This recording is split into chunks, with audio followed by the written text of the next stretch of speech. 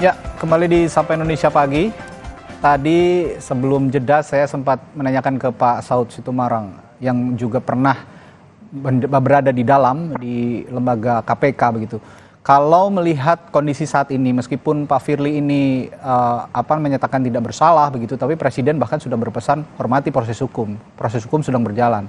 Dan jika untuk menghormati proses hukum itu kan ada desakan juga agar Pak Firly ini bebas dulu dari tugasnya sebagai Ketua KPK. Tapi sampai detik ini tidak mundur dan bahkan pimpinan KPK lain yang menyatakan KPK tidak merasa malu atas kejadian ini. Apa ini etis secara etika, Pak Saud?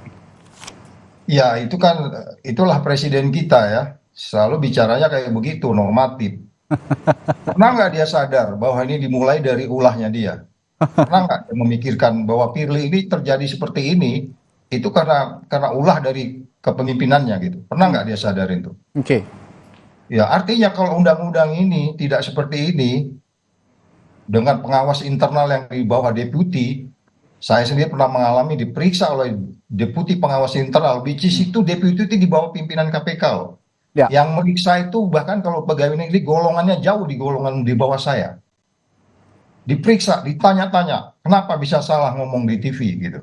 Jadi maksud saya jangan kita mau terus kemudian bicara normatif lagi, karena kita sudah mengorbankan orang yang kemudian tadinya pingin memberantas korupsi tapi undang-undangnya seperti itu dan kemudian dewasnya tidak melakukan pengawasan.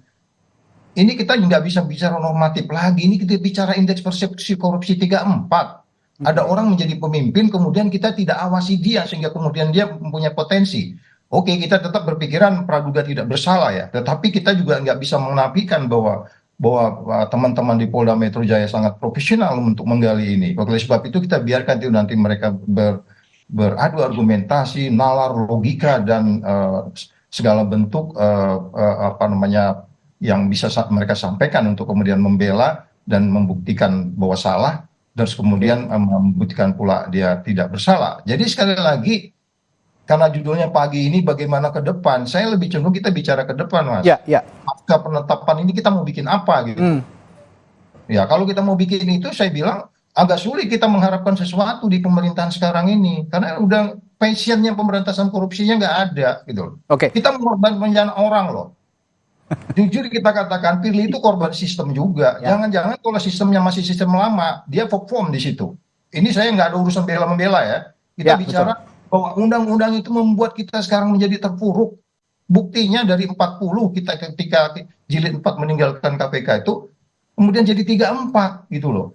Jadi maksud saya kalau kita mau bicara judul pagi ini kita bagaimana ke depan, ya sudah pasti kita nunggu. Kita nggak bisa berharap apa-apa dari pemerintahan sekarang. Artinya kalau saya bertanya apakah masih ada harapan di KPK, ini jawabannya jika memang masih dalam koridor pemerintahan saat ini, sulit harapan itu terwujud begitu ya, harapan untuk KPK bisa pulih kembali. Bagaimana Anda bisa mengatakan perubahan? Kita waktu itu undang-undang itu ya, sekitar Agustus atau September 2019 kita minta Presiden bikin Perpu, tidak ditanggapin tuh. Sejumlah orang-orang wise men datang ke istana. Yang belakangan nangis-nangis di TV juga orang itu ada di dalam itu. Mereka orang-orang wise men untuk please Pak, ini kita ini terancam. Dan ini hasilnya sekarang ini. Yang kita lihat gitu loh. Kan kita bicaranya itu warning, forecasting, problem solving. Jangan kejadian dulu baru kita teriak-teriak kayak begitu. Kita mengorbankan orang-orang, ya kan? Banyak gitu. Dalam hal ini akibatnya sistemnya jadi seperti ini dan negara menjadi seperti ini. Dan saya nggak tahu ya ke depan indeks persepsi korupsinya hari 34 kalau kita ini nanti lambat penyelesaiannya, bisa jadi analisis salah, bisa jadi ke depan yang akan diumumkan Februari nanti bisa jadi turun 30. Satu kelas dengan negara Afrika sana itu negeri ini lama-lama. Jadi maksud saya, stop berretorika. Hari ini kalau memang kita bicara pasal 32 Undang-Undang 19, perbuatan Pak Firly ini tercela tidak? Kalau kita bicara Undang-Undang nomor 1932, kalau tercela harus seperti apa? Ya kan? Jadi jangan membuat sesuatu. Kan kemarin saya dengar Dewas sudah kirim surat berdasar keterangan dari Polri, kirim surat ke Presiden untuk kemudian menindaklanjuti ini apa yang harus dia lakukan. Jadi mari kita semua masing-masing siapapun kita, Mas Ian, teman-teman dari ICW dan lain, kita berbuat di tempat kita aja supaya ada check and balance. Ya semua kita harus di check and balance.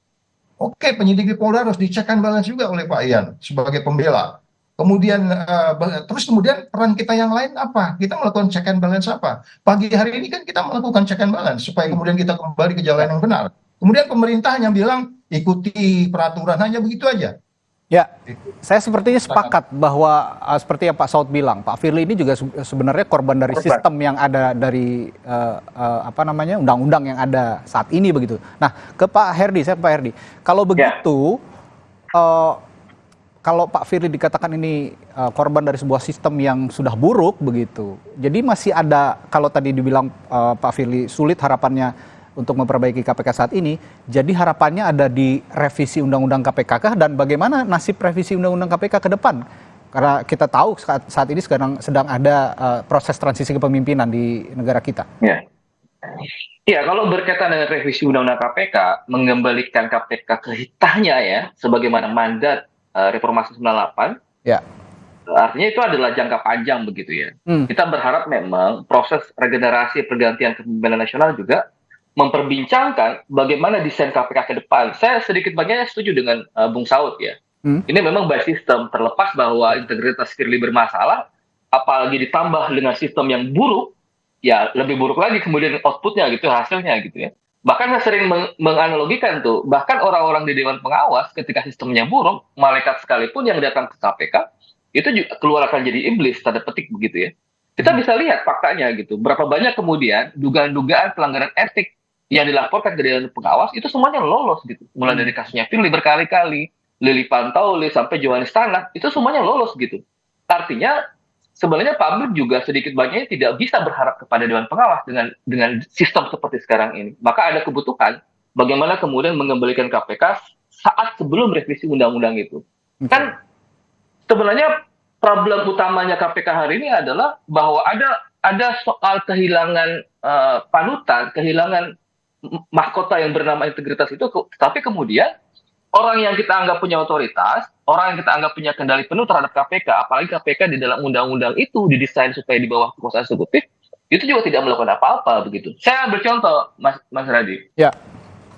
Dalam jangka pendek misalnya, paling tidak Firly dan kawan-kawan itu disingkirkan dulu di dalam KPK. Kan itu problemnya gitu. Hmm. Saya mengatakan kawan-kawan pimpinan yang lain, karena pimpinan yang lain juga sedikit banyaknya mengamini kan tindakan Firly, karena tidak melakukan apa-apa. Misalnya begini, kalau di dalam ketentuan Undang-Undang 19 2019, khususnya di pasal 32 di ayat 2 itu mengatakan bahwa dalam keadaan pimpinan KPK itu ditetapkan sebagai tersangka, dia harusnya diberhentikan sementara misalnya, artinya kan secara prinsip itu sudah memenuhi syarat bagaimana pimpinan yang lain itu bersikap. Oke. Saya bahkan mendengar tuh, ini hari ini kalau tidak salah, ada informasi bahwa Firly masih dalam kapasitas sebagai ketua KPK dan memimpin ekspos perkara begitu. Kan logikanya ngaco, bagaimana mungkin seorang tersangka misalnya, status sudah tersangka tetapi memimpin ekspos perkara begitu. Kan itu jadi paradoks gitu. Bagaimana mungkin sebuah lembaga yang memang didesain untuk penanganan tindak pidana korupsi tetapi justru kemudian terlibat di dalam dugaan perkara pemerasan. Oke. Yang ya, itu adalah sebuah proses yang kita kualifikasikan sebagai tindak pidana korupsi juga. Kan di situ paradoksnya gitu. Ya. Nah, presiden kalau mau sebenarnya kan tinggal kepres nih.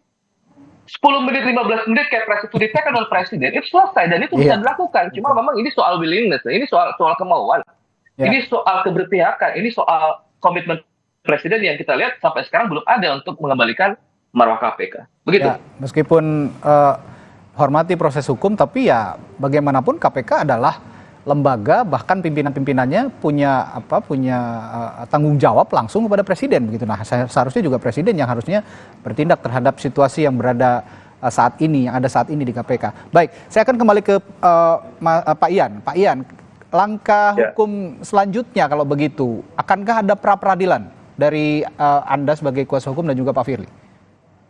Ya, tentu kita akan mempertimbangkan hal itu. Selain langkah pra-peradilan kan ada juga yang terkait dengan kita meminta untuk gelar perkara khusus ya. Oke. Jika tuduhan kepada beliau ini menjadi terang benderang apakah benar ini murni proses hukum yang disangkakan kepada beliau atau ada atensi yang lain. Mungkin itu aja pertimbangan kami yang akan kami ambil ya ke depan. Nah, itu juga menjadi catatan bahwa Pak Saud dan teman satu lagi itu menyatakan bahwa Pak Firly menjadi sebuah korban sistem gitu ya. Ya tentu ini juga kesalahan kita bersama ya. Tidak bisa menyalahkan Presiden ANSI, menyalahkan Pak Firly ANSI gitu. Ya ini kesalahan kita juga bersama gitu. Dan kita harus akui secara jujur. Ya saya sepakat bahwa ke depan KPK harus tetap diperkuat, tetap melakukan kerja-kerja pemberantasan korupsi tanpa pandang bulu. Tentu ada idealisme kita juga sebagai seorang lawyer ya terhadap keberadaan KPK. Saya kira itu, Mas. Baik, terakhir juga ke Pak Saud.